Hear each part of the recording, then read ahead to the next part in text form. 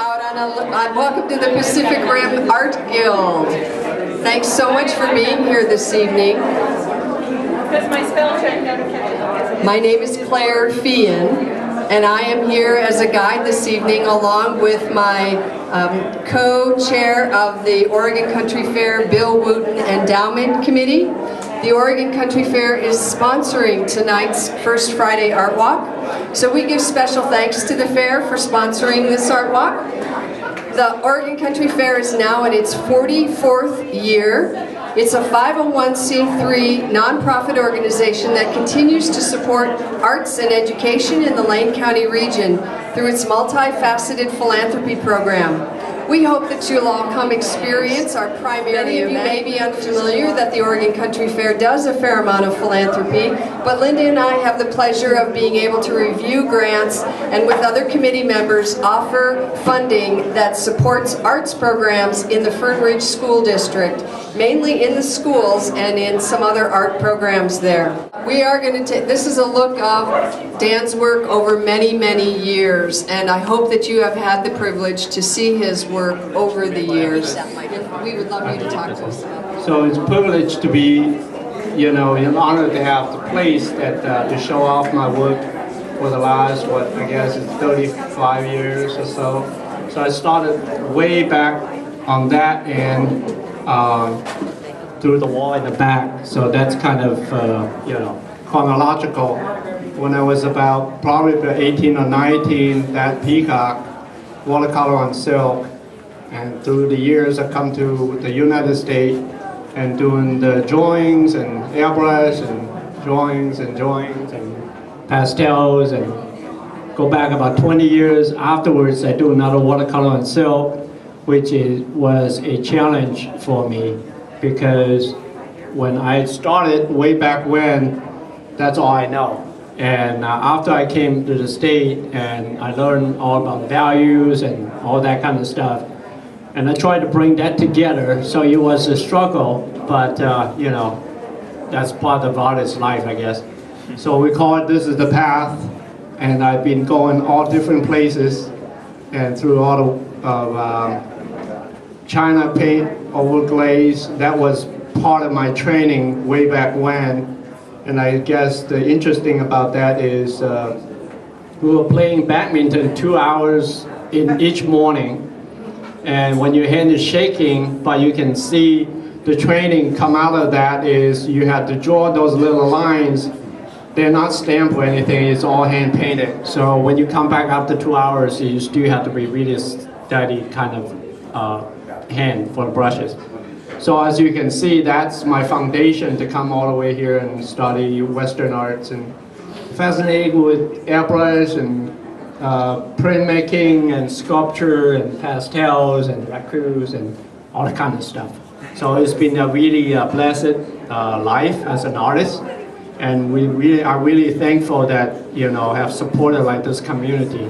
Truly, I've been here over 21 years, and many of you have supported me and watch my journey through, so hopefully that will give you a thanks and to give back to you the pleasure that you guys have given me. Thank you.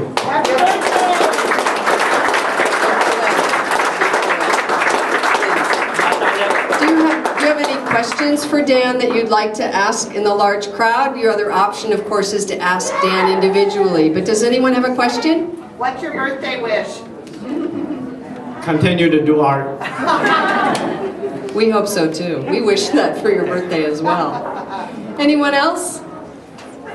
Yes. Do you have your own bronze foundry in your studio? No. I use Ryman's Bronze, which is in town. It's a local artist as well, so he's doing great work. Other questions? Well, thank you so much for being here. We will be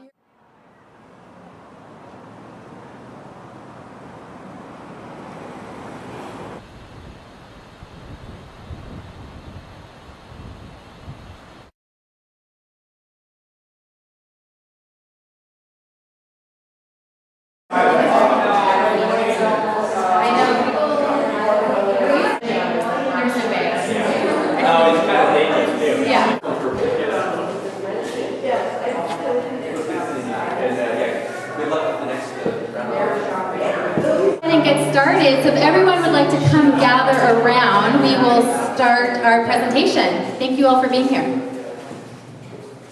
So we weren't sure if we needed a microphone, so we'll try it without it. Welcome everyone.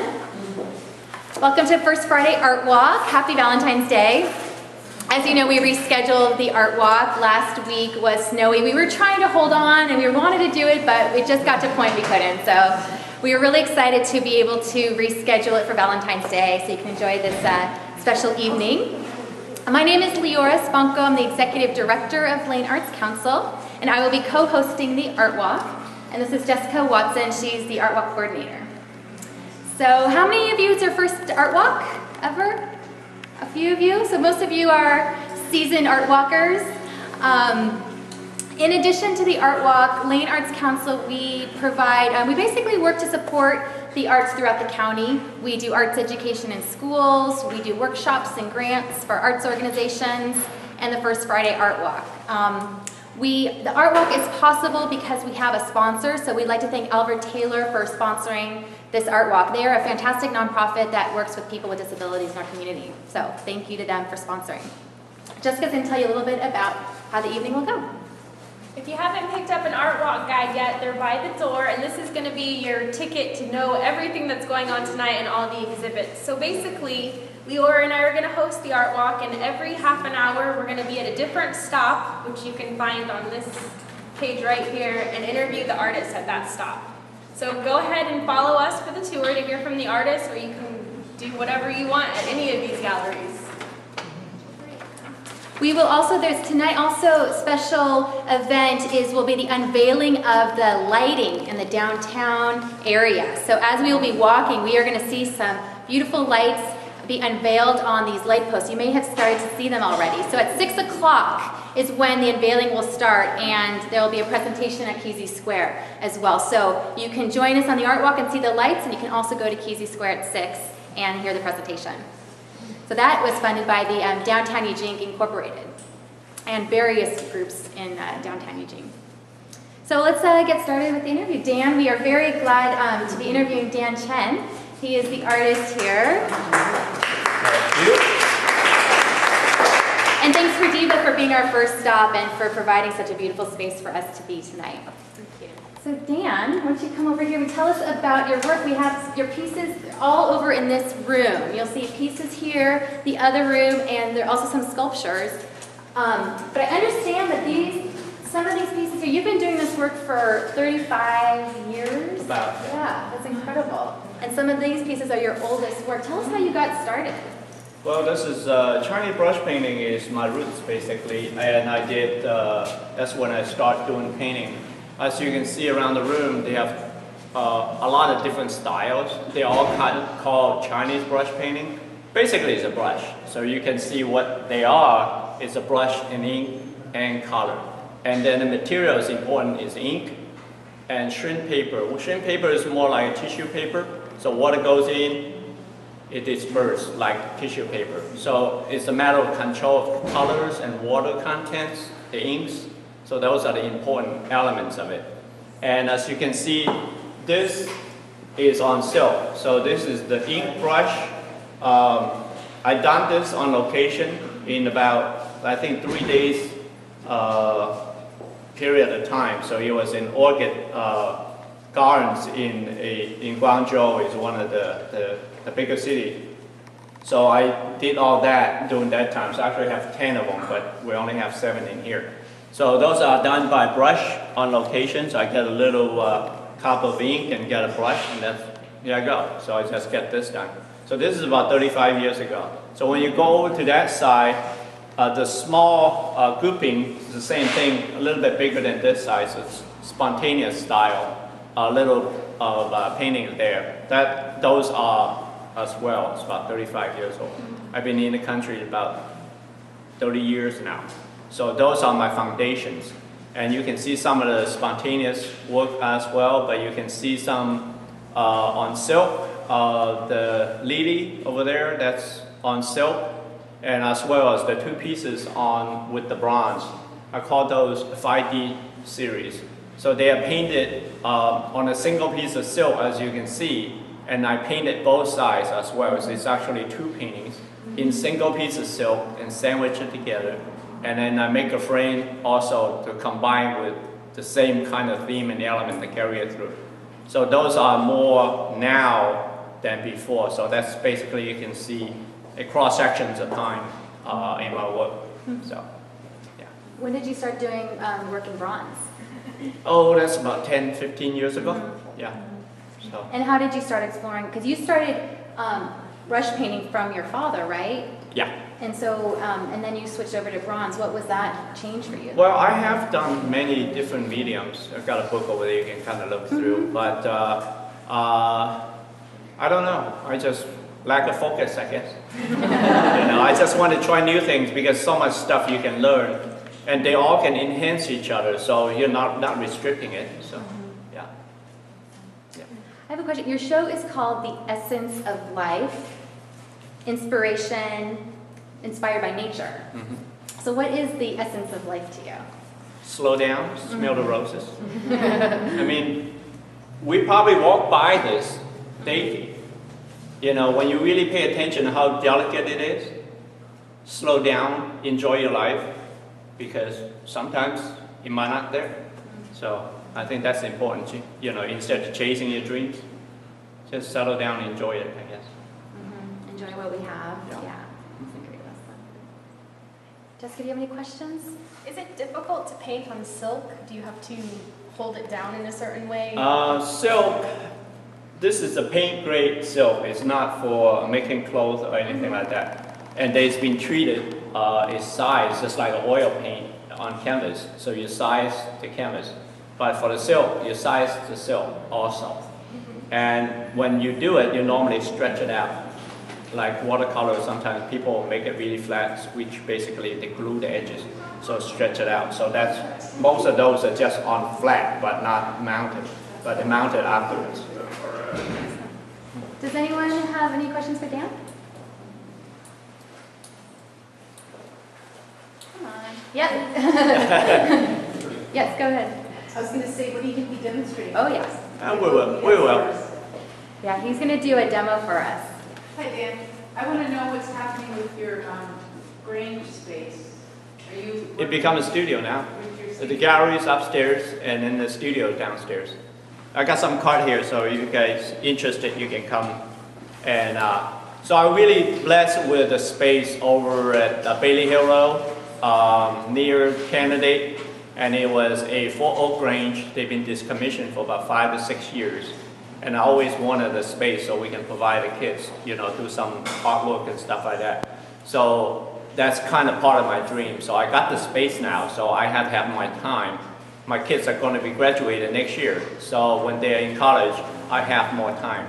Right. So you think, right? Yeah, anybody's welcome. Just give me a call first. It's a zoned residential, so I cannot have set hours. And it is my studio, so it is a workspace as well. So just give me a call and set up a time. So no problem there. Yeah. So, inspired by nature, do you have a favorite location in our area for you to paint? Not in particular paint, but I love to go fishing. So that's when I feel, the most comfortable and most peaceful. So not necessarily catching fish, but that's a good one too. So I love to go to the coast and Mackenzie, just whenever. I think water will have something to do with that, it's really soothing. And all the plants and, around it. So, yeah. Awesome. Yeah. I saw some pottery in your book and I loved it, but I don't see it here. What is that? Well, because this is a focus on Chinese brush painting. So this is just one facet of what I do. So, but I'm just concentrating this part of, since it's Asian celebration, Chinese New Year and all. So this is part of the culture and this is part of my background and my foundation. So, it's good to go back and visit once in a while. I don't have enough time. What's that? Are you still doing any pottery at all? Not as much. But I still do. I just, as a matter of fact, today I went over to one of the middle school and helped them do potteries. So I do that just once in a while, and to let the next generation have a little taste of what art is, you know, so. And so you'll see some of his other bronze pieces at Pacific Rim Gallery, and if you stick with us on the art walk, you'll see some of his pieces in that gallery as well. So if there's no other questions, if you want to go ahead with your demo, Sure. and we also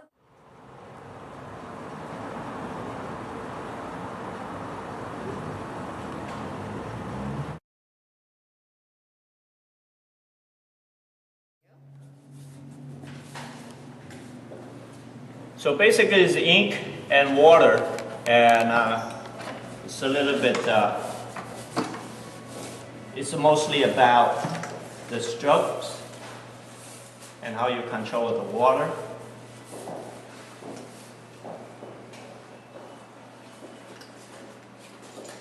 So now it looks like everything goes together, but when it dries, it shows off differently.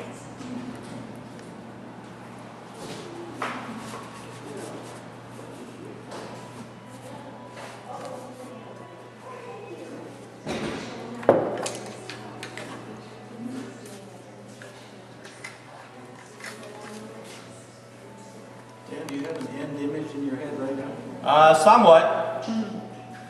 Yeah, in the Chinese, in art, they have a saying, before you do your painting, you have the whole composition, everything is already within your mind, and you try to execute it. Sometimes you might have to change a little bit, but that's how you're supposed to start.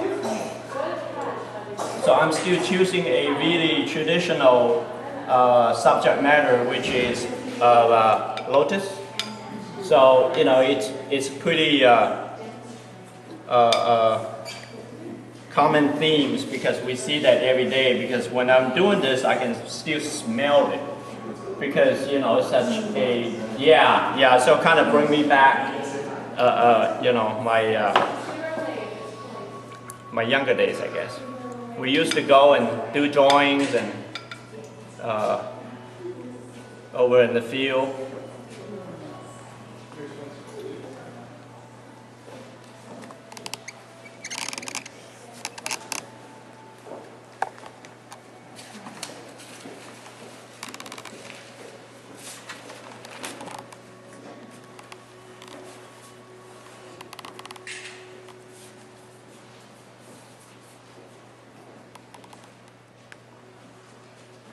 What is your paper, Dad?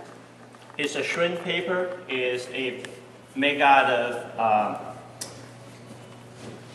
it's not bamboo, but it's a particular kind of grass in certain areas in China. And they have either a double shrinks or single shrinks, it depends on what you use it for.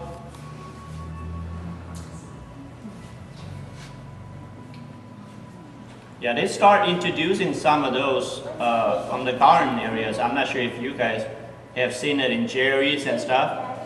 And I have my koi pond, but I think last year I had one, but it the cold weather did not permit it to grow too well.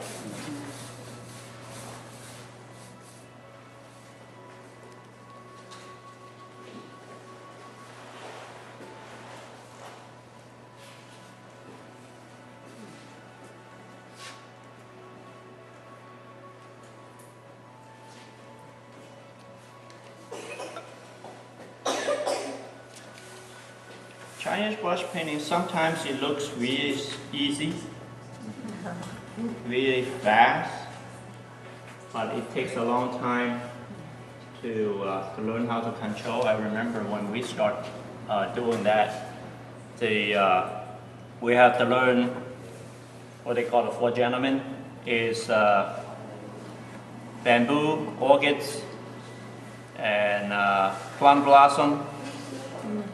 And what else? Anybody? Chrysanthemums. Yeah. It's a test, guys. So yeah, so because those are basically, I can kind of show you, after this I can kind of show you what it does make the difference. So I'm going to wait for it to dry out, and then I'll probably add a little dragonfly or whatnot. So.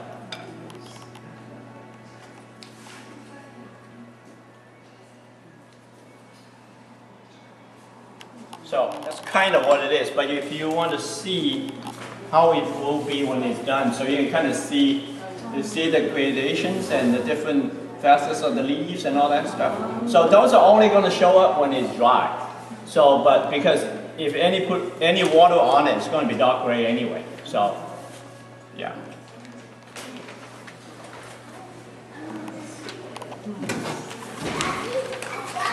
I can reuse that. So I can do a really quick 4 gentlemen, so I can kind of show you what the difference is in different strokes. It's a shrimp paper. We can order that. Shrimp, S-H-R-I-M-P. S-H-E-N, I think. Jen. Yeah.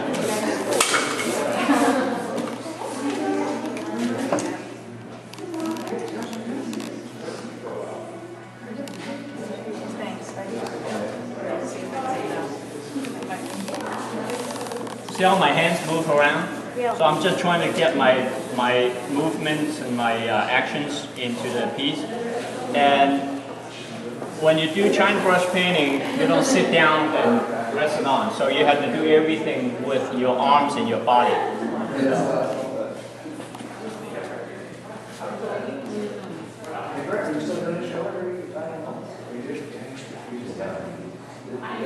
Most of the time you do it from top down.